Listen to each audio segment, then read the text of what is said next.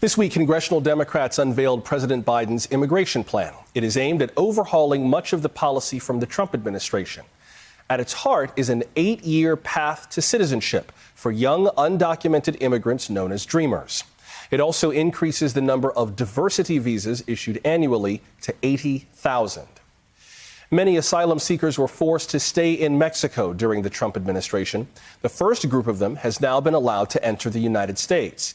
It's been 2 years since the Remain in Mexico policy came into force. It left an estimated 26,000 people in limbo at the border. Yesterday, the Biden administration started granting entry to people who meet certain requirements. Joining us now is Maria Hinojosa, the president and founder of Futuro Media Group and anchor and executive producer of Latino USA from NPR. She is also the author of Once I Was You. Also with us is Astrid Silva, a dreamer and executive director of Dream Big Nevada.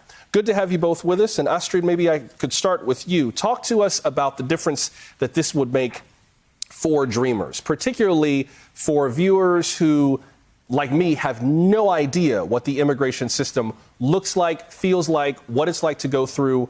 Can you give me one concrete example of how this bill would make a tangible difference for dreamers?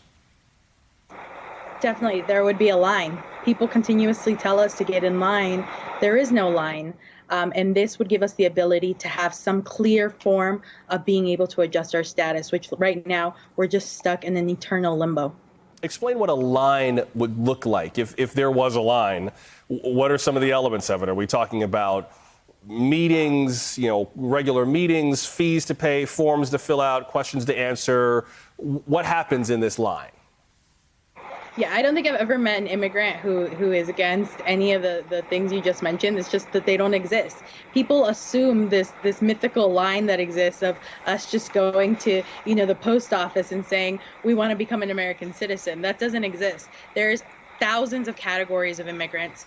And this, if there were to be a mythical line that I would love to make up, it would just simply be the opportunity to apply for adjustment of status, to be able to submit an application and not submit one application that then takes me to another one, and $2,000 later, I find out that there's no path at all.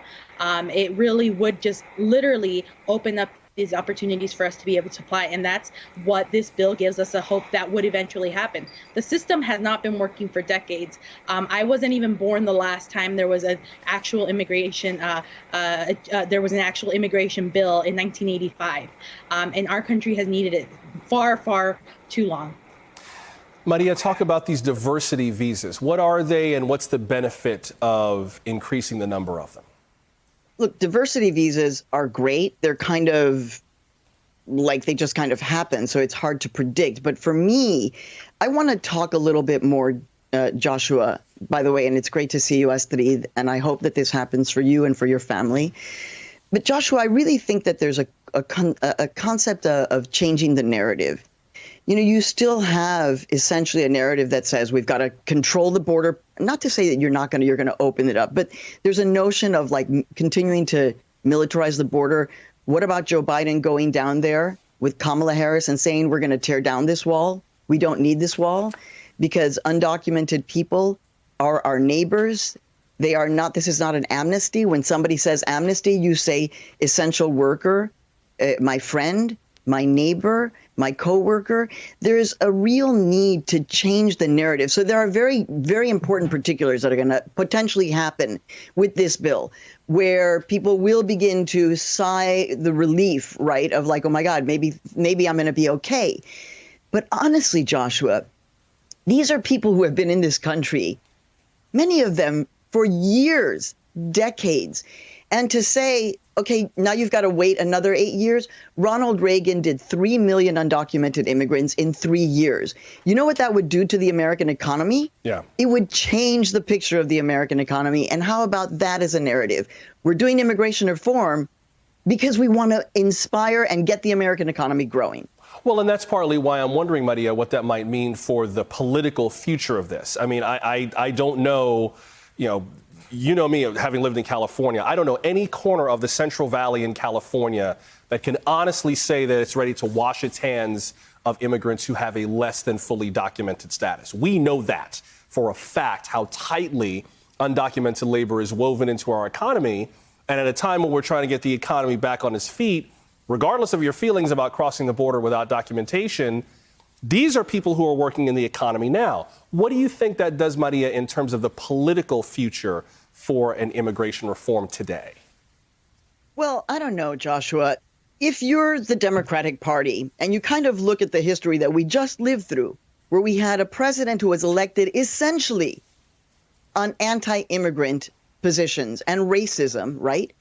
You would think that this is the moment when the Democratic Party says, wow, this is our moment to go big, to make it clear that we will never let this happen again, to assume responsibility for what we have done in the past, and to make it a massive change. That's why, people are like, oh, Maria, you're never satisfied. Now you're criticizing the Democrats. And like, the thing is that the Democrats and the Republicans have both been responsible for this. So in terms of your question, if the Democrats want to win and continue to win big with Latinos and other immigrants, which, by the way, are Black, brown, of every race, right? Then you say, this is what we're going to do, and the Democrats solidify that support. Instead, it's kind of like tepid, and, I'm glad that we're no longer aliens, but, we could be called just residents, right? As opposed to non-citizens, we're residents. So I'm just saying we need to go big because what we just lived through was pretty hellish. Astrid, I wonder if you could describe for us a little bit what your, for lack of a better term, American dream is. If this bill passes and if we actually do create a line for dreamers, what's your dream? I want to not go to bed and be afraid that I'm going to be separated from the life that I know. It's not a big dream anymore. I think the older I get, the more that I just want peace, tranquility, to just be left alone. As Maria said, it's 8 years. I started my activism when I was 21. I turned 33. I'll be 40 by the time that this happens, if it were to happen. And I agree, we're often called difficult for asking for more, but we're asking for basic humanity for our community. And for me, I literally just want to be able to go to bed and not be afraid that at any time there's going to be ICE at my door, that I'm going to get a call from another community member sobbing because their parent has been removed. I'm getting into the age where my dreamer friends are now, they have their kids. They're not the teenagers that we were, and now more families are being separated. We just need this to happen now. It's one of those kind of things about the American dream we take for granted. It's that quote from George Washington's farewell address, that Bible verse, everyone shall sit under their own vine and fig tree and no one shall make them afraid. I think that's a part of the American dream that's not something to take for granted. Hey, thanks for watching our YouTube channel. You should know that you can follow today's top stories and breaking news and catch up on your favorite MSNBC shows all in one place. Download the NBC News app today.